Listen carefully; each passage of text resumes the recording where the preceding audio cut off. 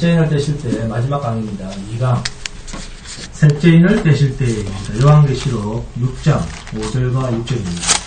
셋째인을 떼실 때 2강째입니다.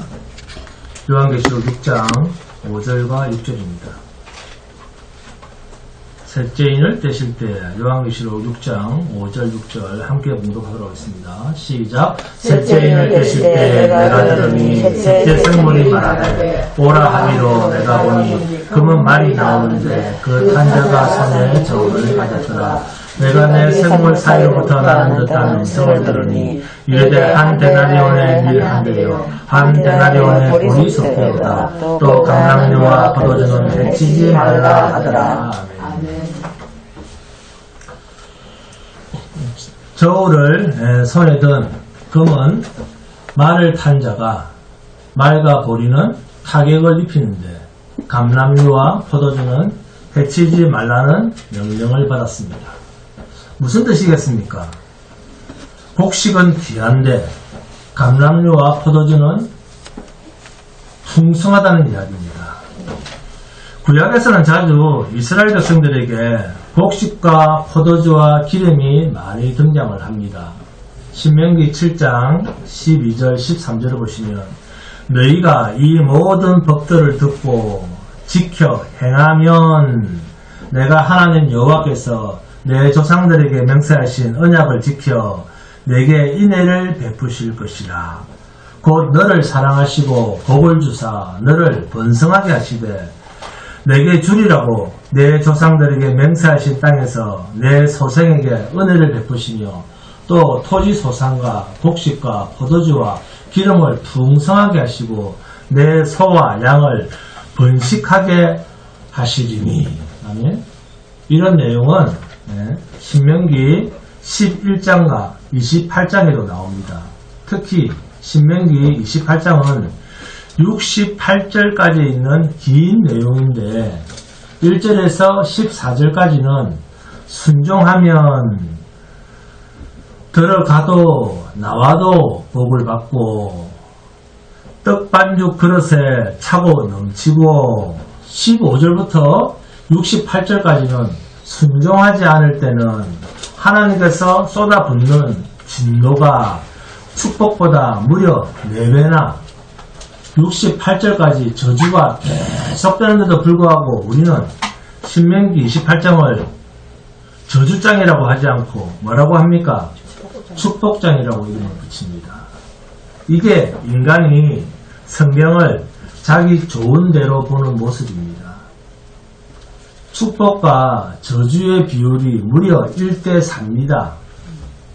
설령 반대로 축복이 4배나 많고 저주의 내용이 하나밖에 안 된다 해도 우리는 그 축복의 내용의 조건이 뭡니까?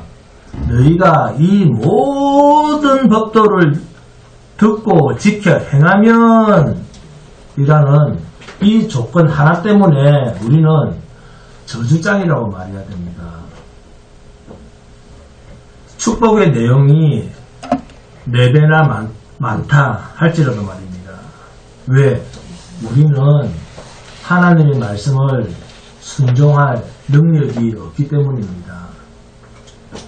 이것이 하나님의 말씀을 대하는 타락한 인생들이 은혜 가운데 말씀 앞에서 깨달아지는 정체성입니다. 성경은 절대로 피조물 인간 입장에서는 좋은 책이 아닙니다. 열왕기하 1장 2절에서 4절입니다. 아하시아 왕이 에그론의 신 바알세붑에게 사자를 보낸 목적이 무엇이겠습니까? 아하시아가 사마리아에 있는 그의 다락 난간에서 떨어져 병들매 사자를 보내며 그들에게 이르되 가서 에그론의 신 바알세붑에게 이 병이 낫겠나 물어보라 하니라. 여호와의 사자가 비셉 사람 엘리야에게 이르되 너는 일어나 올라가서 사마리아 왕의 사자를 만나 그에게 이르기를 이스라엘에 하나님이 없어서 너희가 에그론의 신 바알세붑에게 물으러 가느냐? 그러므로 여호와의 말씀이 내가 올라간 침상에서 내려오지 못할지라 내가 반드시 죽으리라 하셨다 하라. 엘리야가 이에 가니라. 아멘. 아하시야 왕이 자기가 원하는 소리를 듣고 싶어서, 자기에게 좋은 소리라고 생각되는 말을 듣고 싶어서 이방신 바알세붑에게 물으러 사자를 보냅니다. 이와 같이 우리도 부르는 이름만 다를 뿐 하나님을 부르고 예수를 불러도 내가 원하는 것을 구하는 것은 우상숭배입니다.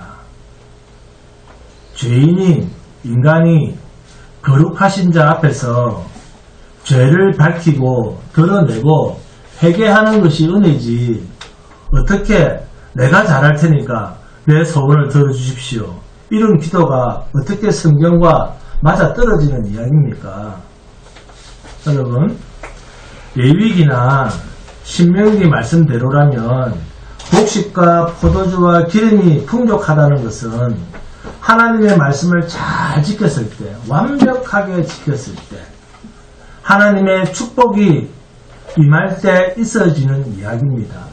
그런데 계시록 본문을 보시면 검은 말탄 자가 쳐서 곡식이 귀해 저울에 달아서 먹어야 되고 10가정이 한 가정에 화로에 구워서 먹어야 될 정도로 핍절한데, 오히려 감람류와 포도주 같은 부자나 넉넉한 사람이나 취할 것 같은 이런 감람류나 포도주는 해치지 않아서 풍족하다는 겁니다. 완전히 부익부 빈익빈입니다. 호세아서 2장 21절 22절입니다. 여호와께서 이르시되 그날에 내가 응답하리라. 나는 하늘에 응답하고 하늘은 땅에 응답하고 땅은 곡식과 포도주와 기름에 응답하고 또 이것들은 이스라엘에 응답하리라. 요엘서 2장 18절 19절입니다. 그때 여호와께서 자기의 땅을 극진히 사랑하시어 그의 백성을 불쌍히 여겨 그의 백성을 불쌍히 여기실 것이라. 여호와께서 그들에게 응답하여 이르시기를 내가 너희에게 곡식과 새 포도주와 기름을 주리니 너희가 이로 말미암아 흡족하리라. 내가 다시는 너희가 나라들 가운데서 욕을 당하지 않게 할 것이며. 어떤 뉘앙스입니까? 회복에 대한 느낌이 들죠. 호세아서도 요엘서에 있는 이야기랑 똑같이 이스라엘 백성들이 이방인들에게 혹독한 괴로움과 고통을 당하다가도 결국은 하나님께서 이들을 회복시키실 것을 말씀하시면서 등장시킨 본문이 호세아서 2장 21절과 22절, 요엘서 2장 18절 19절입니다. 그래서 포도주와 기름을 마음대로 쓸 수 있다는 것은 풍요로움을 의미하기도 하지만 하나님께서 자기 백성들을 회복시키실 의미까지 담고 있는 이중적 목적이 있습니다. 그러니까 세 번째 인을 떼심으로 나타난 재앙 속에 감람류와 포도주는 해치지 말라는 말은 당신의 백성들은 뭐하겠다? 회복시키실 것이다. 이런 핍절한 가운데서도 언젠가는 하나님께서 당신의 백성은 회복시키신다 라고 하는 메시지와 함께 세상이 너무 불공평해서 가난한 자들이 허리띠를 졸라매는데 반대로 부자는 더 많이 취하고 더 많이 가지는 부익부 빈익빈의 현실을 적나라하게 드러내는 이중적 메시지이기도 합니다. 여러분, 곡식이 없다는 것은 가난한 서민들에게는 엄청난 타격입니다. 그런데 세상이 아무리 가난하다고 해도 부자들은 내가 어디에 돈을 쓸까 고민에 빠질 정도로 돈을 법니다. 그런데 이게 그 사람이 무슨 특출한 능력이 있어서 돈을 버는 줄 알았는데 성경을 보니까 그것이 하나님의 일하심의 결과물이라는 거예요. 하나님이 주시니까 부자가 됐다는 거예요. 세상에 이런 부익부 빈익빈으로 가는 것이 경제장관이나 대통령이 경제정책을 잘못 펴서 생긴 일이 아니고 하나님의 강력한 조치가 이러한 현상으로 세상에 나타난 거라는 겁니다. 그러니까 허리띠를 쫄라면은 가난함이 신자에게 있다고 해서 하나님이요 우리만큼은 제발 그렇게 하지 마세요. 말이 됩니까 안 됩니까? 말이 안 됩니다. 그래서 여러분이 예수 믿으면 집안도 잘 되고 남편도 잘 되고 애들도 잘 된다. 이런 소리를 하면 안 되는 이유가 여기에 있습니다. 신자가 가난하고 처절하게 산다고 해도 세상을 판단할 수 있는 권한은 신자에게만 있습니다. 세상은 신자를 판단할 수 있는 권한이 없습니다. 왜? 신자는 예수 그리스도의 마음을 가진 자이기 때문에. 할렐루야. 그리스도의 마음이 뭡니까? 성령입니다. 누가 성령이 있는 자를 판단한단 말입니까? 고린도전서 2장이 이 이야기를 하잖아요. 고린도전서 2장 15절입니다. 신령한 자는 모든 것을 판단하나 자기는 아무에게도 판단을 받지 아니하느니라. 아멘? 신자는 성령이 있는 자입니다. 그리스도에 여기 있는 신자들이 세상 사람들이 판단하고 손가락질 한다고 해서 전전긍긍하는데 그런 걸 뭐라고 한다? 세상 사람들이 손가락질 한다고 해서 걱정하는 것을 위선이라고 합니다. 그런데 신경 쓸 필요가 없어요.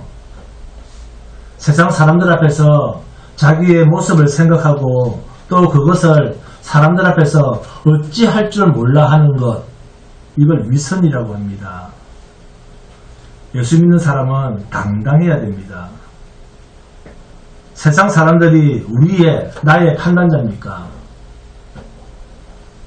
여러분이 들으면 주눅 드는 말 있잖아요. 목사라는 게, 장로라는 게, 권사라면서, 집사라고 하면서, 너 교회 다닌다고 하면서, 너 교회 다닌다면서, 이런 말을 들으면 어쩔 줄 몰라 하면서 쩔쩔맵니다. 그럴 필요 없습니다. 여러분은 성령이 있는 자입니다. 여러분을 판단할 수 있는 자는 아무도 없어요. 이 세상에. 하나님만 판단할 수 있습니다. 속법놀이입니다. 속법놀이. 해변에서 파도에 실려갈 모래성을 쌓는 것이 인생입니다. 그래서 인생을 다 누려보고 난 후에 솔로몬 왕이 전도서 1장 2절부터 8절까지 한 말이 뭡니까? 그렇습니다. 전도자가 이르되 헛되고 헛되며 헛되고 헛되니 모든 것이 헛되도다. 해 아래서 수고하는 모든 수고가 사람에게 무엇이 유익한가? 한 세대는 가고 한 세대는 오되 땅은 영원히 있도다. 해는 뜨고 해는 지되 그 떴던 곳으로 빨리 돌아가고 바람은 남으로 불다가 북으로 돌아가며 이리 돌며 저리 돌아 바람은 그 불던 곳으로 돌아가고 모든 강물은 다 바다로 흐르되 바다를 채우지 못하며 강물은 어느 곳으로 흐르든지 그리로 연하여 흐르느니라. 모든 만물이 피곤하다는 것을 사람이 말로 다 말할 수는 없나니 눈은 보아도 족함이 없고 귀는 들어도 가득 차지 아니하도다. 아멘? 헛되고 헛되도다. 여러분이 진짜 헛된 일을 끝까지 살아보고 마지막 유언으로 솔로몬처럼 이 말을 하실 겁니까? 하나님께서 우리에게 이런 전도서를 주신 목적은 그런 허무한 인생을 안 살아봐도 인생은 헛되다 하는 것을 인정하고 너희는 그 헛된 길로 허송세월하면 안 된다는 것을 가르치시기 위해서 우리에게 전도서를 주셨습니다. 인간에게 세상의 모든 것을 주실 때의 하나님의 목적은 세상은 헛되다 하는 것을 경험시켜주기 위한 것인데 오히려 솔로몬처럼 지혜를 주십시오. 솔로몬처럼 부귀영화를 주십시오. 솔로몬 왕처럼 똑같이 경험하고 누려봐야지 똑같은 고백을 할 겁니까? 그렇게 해야지 신자입니까? 여러분, 곡식을 쳤다는 것은 하나님의 진노입니다. 그리고 감람류와 포도주를 해치지 않은 것도 하나님의 진노의 심판입니다. 왜요? 부익부 빈익빈으로 완전히 갈라놓기 위해서 감당치 못할 고난. 먹을 것도 없는 가난한 자가 먹을 것이 풍부한 부자를 보면서 상대적 빈곤감이 더 커져서 느끼는 박탈감. 이것을 우리도 느끼잖아요. 왜 가난한 자들을 더 어렵게 만들고 더 힘들게 더 고통스럽게 하는가? 왜 부자는 더 편안하고 더 잘 먹고 더 잘 사는 모습을 펼쳐내시는가? 그것은 하나님께서 당신이 택하신 백성들을 위해서 펼쳐내시는 지혜라고 합니다. 아, 이런 곳이니까 우리는 세상을 의지하며 기대며 살아서는 안 되겠구나. 하나님의 나라만이 공평이 있구나. 부자도 없고 가난한 자도 없고 슬픔과 기쁨이 따로 있지 않고 주 안에 있는 자는 아무런 부족함이 없구나. 하나님께서 당신의 백성에게 약속한 나라만이 참된 자유와 소망과 안식의 나라이구나 하는 것을 우리에게 신비에 담기 위해서 하나님은 이 세상이 불공평한 이 상태로 계속 나타내시는 거예요. 근데 이걸 바꿔보겠다고요? 이것을 한 단어로 뭐라고 합니까? 구별, 거룩이라고 합니다. 하나님은 세상에 이러한 불공평한 모습을 드러내심으로 신자들로 하여금 알게 하실 것이 있다는 거예요. 그게 뭐죠? 세상은 기댈 곳이 아니다 라고 하는 메시지입니다. 세상은 아무것도 가질 것이 없는 곳이다 라는 거예요. 여러분, 하나님의 백성이라고 자처하는 저와 여러분이 생각해 봐야 할 것은 우리가 과연 내가 반드시 기대해야 할 것은 세상이 아니고 하나님이 약속하신 하늘의 것인가 하는 문제입니다. 요한일서 2장 15절에서 17절입니다. 이 세상이나 세상에 있는 것들을 사랑하지 말라. 누구든지 세상을 사랑하면 아버지의 사랑이 그 안에 있지 아니하니 이는 세상에 있는 모든 것이 육신의 정욕과 안목의 정욕과 이생의 자랑이니 다 아버지께로부터 온 것이 아니요 세상으로부터 온 것이라. 이 세상도 그 정욕도 지나가되 오직 하나님의 뜻을 행하는 자는 영원히 거하느니라. 이런데도 우리는 세상 것을 잘도 구합니다. 세상 미신을 기준으로 하나님의 복 이야기를 합니다. 복의 기준은 뭐라고요? 세상의 미신이 복의 기준으로 교회에 와서 이야기를 한다는 거예요. 여러분, 첫째 인에서는 그리스도 안에서 성도들이 면류관을 받고 이기는 자로 인정을 받고 있기는 하지만 그 면류관을 받고 이긴다는 것이 예수님의 십자가 사건과 연결된 영광이었습니다. 예수님은 세상에서 가장 낮은 처참한 모습으로 존재하는 그런 면류관, 왕노릇 이김이었습니다. 둘째인도 마찬가지입니다.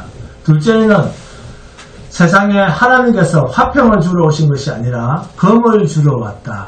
불화하게 하려고 화평을 깨러 왔다 했습니다. 우리는 서로가 양보하고 지내면 그게 화평이고 평하고 화목이라고 알고 있습니다.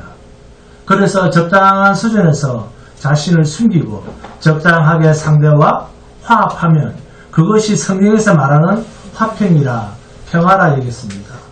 그런데 우리의 머리카락까지 헤아리시는 전능하신 하나님께서는 우리의 이런 저급한 수준의 평화는 통하지 않는다 하셨습니다. 아버지와 자식, 어머니와 딸, 형제와 형제, 남편과 아내를 불화하게 했어라도 오직 죄 없으신 하나님과만 영원히 하나 되게 하시는 이 일을 위해서 주님은 세상에 검을 주러 불화하게 하려고 왔다. 죄가 없어지고 영원히 하나님과 하나 되게 하는 그 화평과 화목을 위해서 주님이 오셨다는 것입니다. 그러면 이 세 번째 재앙도 세상이 이렇게도 불공평하고 부익부 빈익빈의 이런 세상을 통해서 무엇을 이야기하려고 하시는가? 여러분, 가난하든 부자든 모든 인간은 눈에 보이는 세상 것에 기대를 걸고 살아갑니다. 그것이 영원히 자신의 생명을 보존해 줄 것처럼, 자신의 목숨을 보존해 줄 것처럼 착각을 하며 살아갑니다. 그러나 성도는 세상을 보면서, 세상 사람들을 보면서 하나님이 약속하신 나라 외에는 기댈 곳이 없구나 하는 것을 깨닫게 하십니다. 재앙은 재앙인데 세상의 재앙과 함께 성도도 널브러져 있는 것 같은데 그 재앙이 성도에게는 하나님과 하나가 되게 하는 지름길이라는 겁니다. 재앙이, 고통이, 고난이. 세상은 온통 세상 것, 땅의 것에 모든 것을 겁니다. 그래서 세상은 돈이 없으면 죽습니다. 그러나 성도는 세상의 넓은 길로 가는 것이 축복이 아니고 세상의 좁은 길로 가고 낮은 자리에 임하고 정말로 죽음에 처하는데 하나님이 약속하신 나라를 얻고 그 나라로 속히 들어가는 그 사람이 참으로 복된 자인 것을 여러분의 자녀들에게 여러분이 가르쳐야 됩니다. 꿈은 빨리 깰수록 좋습니다. 꿈 같은 세상은 빨리 깨어지고 실체인 약속된 나라로 누구보다 먼저 들어가는 것이 가장 큰 복입니다. 세상은 장수가 복이라고 하는데 성경 말씀은 하나님과 영원히 함께 사는 것이 최고의 복이라고 합니다. 하나님의 진노와 하나님의 심판이 먼 미래에 펼쳐질 사건으로 생각하시면 안 됩니다. 오늘 우리가 살아가는 이 현장에도 널브러지게 하나님의 진노는, 하나님의 재앙은, 하나님의 심판은 지금도 드러나고 있습니다. 세 번째 인을 뗐음에도 오늘의 현실은 옛날과 똑같이 부익부, 빈익빈과 함께 온갖 차별의 역사가 일어나고 있습니다. 옛날이랑 똑같습니다. 세상에는 그 어떤 화평도 평화도 화목도 없습니다. 세상은 힘으로 군림하는 것을 이겼다고 합니다. 그러나 그것이 세상은 심판 아래에 있다는 증명서입니다.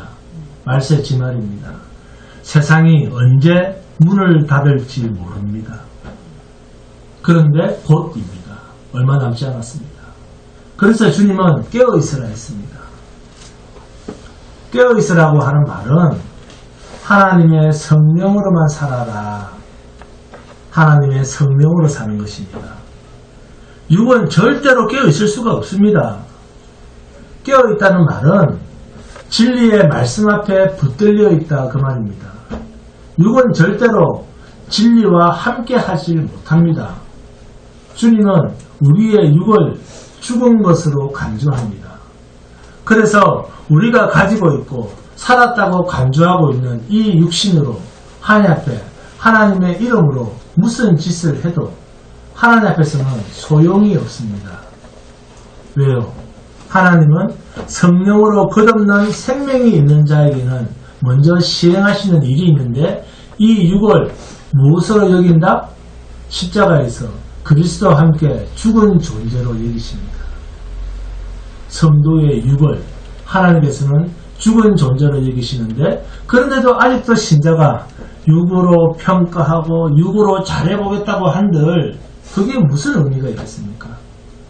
로마서 6장, 7장을 읽어보시기 바랍니다. 무슨 말씀을 하시는지. 성도의 육은 하나님 편에서 이미 죽은 것으로 간주함을 당한 존재입니다. 그래서 이 육으로 어떠한 탁월한 종교심을 드러낸다고 해도 그것은 하나님과는 아무런 상관이 없습니다. 그런데 우리는 육으로 드러난 그 종교심을 가지고 사람을 판단하고 평가합니까? 안 합니까? 하죠. 자, 나는 육으로만 평가 안 한다 하는 사람 손을 들어보세요. 여러분, 하나님의 심판이 이 세상을 불태워 없애신 다음에 심판하셨네? 그러지 마세요. 지금 우리에게 첫째 인을 떼고 둘째 인을 떼고 셋째 인을 떼신 것이 지금 우리가 살아간다고 존재한다고 하는 지금의 이 현실에 하나님의 진노와 하나님의 심판의 사건들이 있습니까 없습니까? 있습니다. 이 부익부 빈익빈 이것은 하나님의 심판의 증거물입니다. 오늘날의 부자는 끝없이 부자입니다. 반대로 가난한 사람은 끝없이 가난합니다. 부익부 빈익빈은 하나님의 강력한 개입하심입니다. 하나님의 진노의 현 주소입니다. 공산주의 할 때 공산 좋은 말이죠. 똑같이 나눈다. 천만의 말씀입니다. 북한도 중국도 러시아 베트남도 공산주의인데 부익부 빈익빈입니다. 좋아하지 마세요. 세상 어디를 가도 마찬가지입니다. 굶어서 죽어나가는 사람이 있는데 한편에서는 배가 불러서 어쩔 줄 몰라 하는 사람도 있습니다. 이건 하나님의 조치입니다. 이것이 셋째인의 이야기입니다. 본문 6절입니다. 내가 내 생물 사이로부터 나는 듯한 음성을 들으니 이르되 한 데나리온의 밀 한 대요 한 데나리온의 보리 석 배로다. 또 감람류와 포도주는 해치지 말라 하더라. 이러한 현실. 부자는 세상이 살기 어렵든 어렵지 않든 자기 재산을 믿고 살아갑니다. 물가 변동이 심하고 IMF가 10,000번 터져도 그들은 전혀 걱정이 없습니다. 무엇 때문에? 돈을 믿고 살아가기 때문에. 그러면 가난한 사람은 의지할 곳이 없지 않느냐? 천만의 말씀입니다. IMF가 터지고 물가 변동이 심하고 삶이 힘들어지면 가난한 사람은 뭐합니까? 하늘을 원망합니다. 세상을 비관합니다. 주어진 것에 만족하지 못합니다. 가난한 사람 보세요. 힘들다고 힘든 그 모습을 인정하지 않습니다. 사생결단, 폐지를 주어서라도 먹고 살 걱정을 합니다. 이게 다 무엇에 붙들려 사는 모습입니까? 부자와 똑같잖아요. 부자와 똑같이 돈에 붙들려 사는 모습이잖아요. 가난하던 부자들 똑같습니다. 그러나 성도는 어떻습니까? 이렇게 돈에 붙들려 살지 않습니다. 성도는 가난한 자와 달라요. 굶기면 굶습니다. 먹게 하면 먹습니다. 그것 가지고 일희일비하지 않습니다. 돈 때문에 좌고우면하지 않습니다. 바다의 해파리 아시죠? 바다의 해파리는 헤엄을 치는 힘이 약해서 바다에 깊이 못 들어가고 바다 수면을 떠돌며 생활을 한다고 합니다. 깊은 바다까지 들어갈 힘이 없으면 수면을 떠돌며 살면 됩니다. 해파리는 그렇게 살아가잖아요. 자살을 하고 죽어버리는 것이 아니라 하나님께서는 세상의 경제 문제까지도 극과 극의 차별을 두시면서 가난한 자, 부자 모두가 자기가 주인이 되어서 살아가는 모습을 누구한테 보여주느냐? 하나님 나라의 기업을 가진 세상에 나그네 된 우리 성도에게 보여주시잖아요. 저 부자와 가난한 자가 사는 모습을. 세상이 그렇다고 성도가 하늘의 모든 기업을 약속받고 사는 성도가 돈에 이끌려서 일희일비하는 주일도 지키지 못하는 돈의 노예처럼 그렇게 살아가시면 안 됩니다. 하나님께서는 왜 이런 모습을 두셨는가? 하나님이 약속하신 나라만 붙들고 소망 중에 인내하고 기다리라고 성도를 이러한 세상에 편견된 재앙 속에 던져서 알게 하셨다는 것입니다. 그러므로 성도는 부익부 빈익빈에 흔들리지 않습니다. 부자로 살게 하시면 부자로 믿음으로 살고, 가난하게 살게 하시면 해파리처럼 가난하게 믿음으로 사는 것입니다. 그래서 하나님은 누가 하나님께서 주신 선물, 믿음으로만 세상을 살아가고 있는가? 누가 부자 속에서, 가난한 자 속에서 누가 예수만 의지하고 살아가고 있는가를 이런 부익부, 빈익빈, 그리고 환난을 통해서 하나님께서 일일이 확인하고 계십니다. 두루두루 살피고 계십니다. 돈이, 음식이, 지식이, 세상의 힘이 우리를 살리는 것이 아니라 하나님의 약속 안에 있는 실체, 독생자 아들 예수 그리스도의 십자가만이 우리를 영원한 생명으로 인도할 수 있다라고 하는 것을 고백하며 살도록 성도에게 이러한 세상 환경을 주신 것입니다. 욥기서를 읽어보시면 마귀가 갑자기 하나님 앞에 나타나서 하나님, 욥이 하나님을 잘 섬기는 이유는 하나님이 욥에게 모든 것을 풍족하게 주셨고 여유로운 환경을 주셨고 감사할 수 있는 조건들을 주셨기 때문에 저렇게 하나님을 잘 섬기는 거죠. 그거 한번 싹 다 뺏어 보십시오. 그래도 욥이 하나님을 변함없이 잘 섬기는가? 지금 당장 욥에게 있는 소유를 다 쳐보세요. 입으로 하나님을 욕하고 그의 삶 전체로 하나님을 욕할 겁니다. 그래서 하나님이 사탄아, 그러면 죽이지만 말고 욥 한번 쳐봐. 그가 가진 소유물, 재물을 다 쳐봐. 그런데 두 번째 시험을 합니다. 사탄이, 하나님, 욥의 자식을 치면 하나님을 욕하지 않겠습니까? 그러면 자식도 다 죽여봐라. 허락했습니다. 욥기 1장, 2장에 나오는 이 이야기 아시죠? 네? 다 욥기 1장, 2장에 나오는 이야기 아닙니까? 욥기서 42장 마지막 장까지 볼 필요도 없잖아요. 여러분이 만일 이 욥과 같은 환경이 되면, 여러분이 만일 이 욥과 같은 형편이 된다면 뭐만 남겠습니까? 여러분에게는 어떤 말이 나올 것 같습니까? 하나님 앞에서 원망 외에 나올 게 있겠습니까? 남는 게 있겠습니까?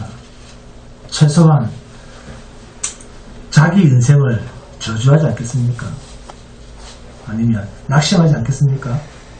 그런데 여러분, 내가 처음부터 빈몸으로 왔는데, 적신으로 왔는데, 처음부터 하나님이 주신 것이고 또 그것을 다시 빼앗아 간다고 해도 어떻게 그것이 하나님을 원망하는 이유가 되겠느냐? 여러분 인정하십니까? 여러분 인정하십니까? 주신 자도 여호와시요 취하신 자도 여호와시오니 여호와의 이름이 찬송을 받으셔야 합니다. 이 말 나오겠습니까? 하나님께서 주신 믿음은 내 인생에서 나타나는 환경과는 아무런 상관관계가 없다는 것을 욥기서에 이 욥의 고백을 통해서 알아야 됩니다. 하나님께서 주신 믿음의 선물은 육신으로 이 세상에서 가지는 어떠한 좋고 나쁘다고 따지고 판단하는 소유의 있고 없음과 지식의 있고 없음과 마음의 평강이 있고 없음과는 아무런 상관이 없습니다. 하나님께서 주신 믿음은 내게 주어진 환경과 형편과는 전혀 상관관계가 없습니다. 그런데 우리는 잘하면 복받고 못하면 저주받는다. 이런 말 같지도 않은 소리를 얼마나 많이 하고 삽니까? 네가 그렇게 사니까 그 꼴아지지. 인과응보, 상선벌악이라고 하는 이 이상한 조건부 이야기가 사실인 것처럼 진리인 것처럼 믿고 살아가고 있지 않습니까? 여기에 한술 더 떠서 남이 나를 어떻게 볼까? 영원히 존재하시는 하나님이 나를 어떻게 보실까? 하나님이 나를 어떻게 보실까? 그게 아니라 남이 나를 어떻게 볼까? 이런 마음은 밀가부를 타는 사탄이 주는 마음인데, 그런데도 이것이 마치 거룩한 믿음의 반응이냐 착각을 한다는 거예요.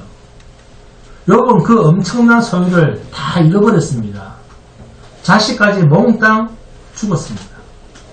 세상 사람들이 볼 때, 아니 친구들도 그렇고 욥이 저주를 받아서 그렇다 했습니다. 그런데 욥 자신은 그 사건을 어떻게 보던가요? 나는 어머니 뱃속에서 나올 때부터 빈몸으로 나왔다. 나는 애당초 처음부터 가진 것 없이 나왔다. 그러면 있는 것은 누가 준 건데? 하나님께서 내게 주신 것이다. 주신 분이 다시 가지고 가시는데 내가 내 입으로 원망을 하거나 불평을 할 자격이 없어. 이게 욥에게 있는 믿음이었습니다. 욥에게 있어서의 환경과 형편은 하나님께서 주신 믿음에 전혀 영향력을 행사하지 못했습니다. 우리가 말하는 그 고통이라고 하는 것이 욥에게 그대로 쏟아졌는데도 불구하고 원망과 불만이 아니라 오히려 여호와의 이름이 찬송을 받아야 합니다라고 고백하고 있지 않습니까? 이것이 믿음이요 기독교 신앙의 정체성입니다. 하나님 당연히 그렇습니다. 육신은 어차피 깨어져 흙으로 돌아가야 되는데 빨리 비워서 속히 깨어지고 약속된 나라로 올라가게 해주신 것에 대해서 감사합니다. 이렇게 감사기도가 나와야죠. 하나님은 욥이 자신에게 있는 믿음으로 여호와의 이름을 찬송했다고 그렇게 이야기를 하니까 하나님은 찬송받으시기 위해서 욥을 이렇게도 해보고 저렇게도 해보셨구나 그러는 게 아닙니다. 만약 그렇다면 하나님은 병주고 약주시는 하나님이 됩니다. 하나님께서 욥을 통해서 나타내고 싶으신 것은 변함없는 성격의 믿음의 정체성입니다. 믿음이라고 하는 것은 변하는 게 아니에요. 환경이 변한다고 해서 믿음이 변하고 형편이 변한다고 해서 믿음이 변하고 그런 건 믿음도 아니에요. 있고 없고와 상관없이 욥에게 주신 믿음이라고 하는 하나님의 선물은 하나님의 성품을 그대로 드러내는 똑같은 다른 표현이 믿음입니다. 믿음은 하나님의 성품의 표현이에요. 하나님이 이런다고 해서 변하고 저런다고 해서 변합니까? 변하지 않잖아요. 그게 믿음이라고 하는 성격입니다. 하나님께서 주신 믿음이라고 하는 이 정체성은 하나님의 정체성과 똑같습니다. 어떤 환경에도 변함이 없습니다. 그러니까 저와 여러분에게 있는 믿음이라고 하는 선물은 하나님이 내 속에서 나를 완전히 주장하고 계신다라고 하는 확실한 증거물입니다. 병주고 약주시기 위해서 욥에게 그렇게 하신 것이 아닙니다. 간단히 말해서 욥은 믿음이 좋은 사람이구나. 욥의 믿음에 강함을 드러내시기 위해서 일부러 욥을 영적 위인으로 만들기 위해서 하신 일이 아닙니다. 성경을 그런 인본주의적 입장에서 이해하시면 안 됩니다. 하나님이 강하시다. 그거예요. 무엇을 통해서? 하나님께서 당신의 성품을 하나님의 성품을 믿음이라고 하는 것으로 담아서 욥에게 넣으니까 인간 욥이 이렇게 하나님처럼 강한 모습이 나타나는구나. 무엇을 통해서? 주신 선물 믿음을 통해서. 아멘? 그래서 하나님의 강하심이 욥의 환경과 형편에 욥의 환경과 형편에 다름에도 불구하고 변함없이 나타나는 거예요. 하나님은 바로 이 정체성을 성도들에게서 확인하려고 하십니다. 세상이 빈부격차가 심하고 극심한 가난에 처해도 하나님의 성품을 담은 자는 바로 이렇게 욥처럼 사는 것입니다. 변함없이. 믿음이라는 것이 그렇습니다. 내가 강한 것이 아니라 강한 하나님의 정체성이 내 안에 있기 때문에 흔들림이 없는 거예요. 할렐루야. 자, 확인합니다. 함께 공독합니다. 빌립보서 4장 11절에서 13절입니다.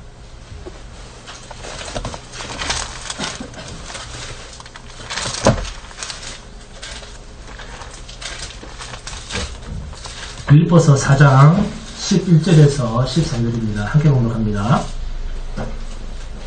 다 찾습니까? 빌립보서 4장 11절에서 13절 시작. 내가 궁핍함으로 말하는 것이 아니라 어떠한 형편에 쓰는지 나는 자족하기를 배웠노니 나는 비천에 처할 줄도 알고 풍부에 처할 줄도 알아. 모든 일 곧 배부름과 배고픔과 풍부와 궁핍에도 처할 줄 아는 일체의 비결을 배웠노라. 내게 능력 주시는 자 안에서 내가 모든 것을 할 수 있느니라. 빌립보서는 옥중서신입니다. 수없이 두들겨 맞고 애매하게 감옥에 갇히고 그리고 죽음 직전까지 가는 그런 곤란을 당하고 자신의 환경이 상상을 초월할 정도까지 도달했음에도 불구하고 바울이 빌립보 교회에 편지를 하면서 내가 너희에게 무엇이 필요해서 궁핍해서 손을 벌려 달라는 것이 아니야. 이미 나는 내가 어떠한 형편에 주어져도 만족하는 일체의 비결을 가지고 있는 사람이야. 가난에 처하는 것도 기쁨으로 받아들일 수 있고 여러분처럼 풍부에 처해지는 것도 자만하지 않는 모든 것을 할 수 있는 자다. 11절에 어떠한 형편이든지 나는 자족하기를 배웠노니 12절 나는 비천에 처할 줄도 알고 풍부에 처할 줄도 알아. 모든 일 곧 배부름과 배고픔과 풍부와 궁핍에도 처할 줄 아는 일체의 비결을 배웠노라. 내게 능력 주신 자 안에서 내가 모든 것을 할 수 있느니라. 아멘. 믿음입니다. 믿음을 이야기하고 있는 거예요. 믿음. 내게 능력 주시는 자 안에서 우리에게 무엇을 줬다는 말입니까? 믿음을 주셨다는 거예요. 우리에게. 이것이 바울의 고백입니다. 그러면 당연히 똑같은 믿음을 선물로 받은 우리에게도 바울과 똑같은 이 고백이 나타나질 수밖에 없습니다. 오늘날 우리의 환경은 극심한 부의 편중과 가난이 대물림되는 이런 시대를 우리는 살고 있습니다. 세상 사람들은 이러한 환경에 대해서 굉장한 두려움과 그것을 극복하기 위한 몸부림으로 인생을 꾸려나가고 있습니다. 그러나 하나님께서 주신 능력, 곧 믿음을 가진 자는 이런 세상 환경에 놀아나지 않습니다. 내가 강해서가 아니라 내가 잘나서가 아니라 강하신 하나님이 내 안의 능력, 믿음이라는 것으로 작용하고 계시기 때문입니다. 신자가 이러한 불경건한 세상에서 넉넉히 범사에 감사하며 살아갈 수 있는 것은 영원히 변치 않는 하나님의 약속, 독생자 아들 예수 그리스도를 우리에게 영원한 생명으로 주신 변치 않는 영원한 하나님의 그 사랑 때문에 세상을 우리가 당당하게 살아갈 수 있는 것입니다. 이 믿음의 능력이 있다면 2000년 전 바울 사도의 고백처럼 어떠한 어려움 속에서도 나는 하나님이 나를 살게 하시는 그 조건으로 하나님이 나를 살게 하시는 지금 이 환경으로 나는 만족하며 살아갈 수 있는 자라고 고백하며 살아갈 수 있습니다. 이러한 고백이 있는 사람에게는 때로 어려운 일을 당해도 고통스러운 환경에 처해도 심지어 돈이 없고 양식이 없는 궁핍함에 처해도 그것은 오히려 잘된 일입니다. 왜? 그것을 통해서 하나님의 강하심을 드러낼 수 있는 기회가 되기 때문입니다. 욥처럼 하나님의 이름이 찬송을 받으셔야 합니다 라고 하는 이 고백이 여러분의 믿음 가운데 터져 나오기를 바랍니다.